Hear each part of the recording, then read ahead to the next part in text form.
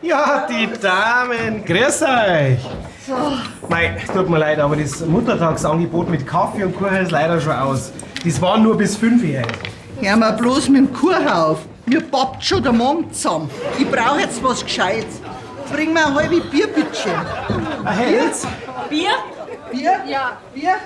Freilich. Bier? Ja, Bier? Also 6 Helle.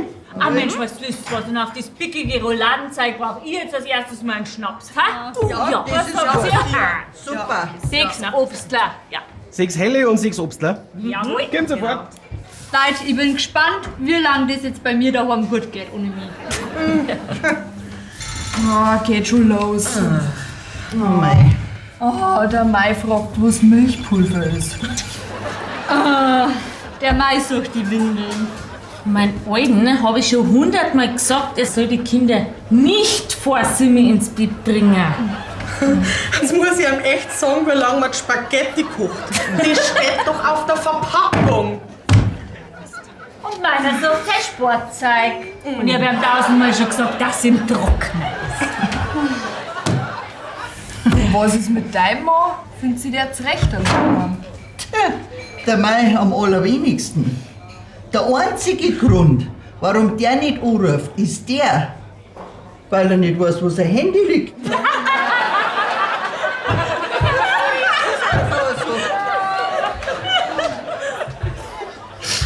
Und jetzt hier, mit euren Hosentaschenterroristen. Auf geht's rein da. Aber schnell, Ja.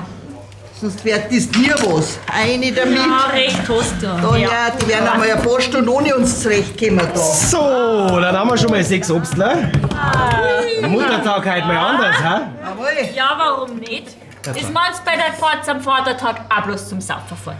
Also, zur Mitte, zur Titte, zum Sack, zur Sack!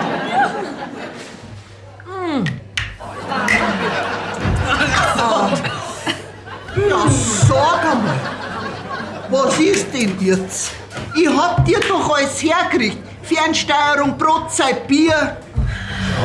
Aber Öffner finde ich nicht. Also, das darf doch überhaupt nicht wahr sein, oder? Nein. Das gibt's doch gar nicht. Ja, was ist denn? Was suchst denn? Meine Socken. Nein, jetzt darfst du aber schauen, dass du drin geht. Sag einmal. Unterstützt durch die private Landbrauerei Schönram.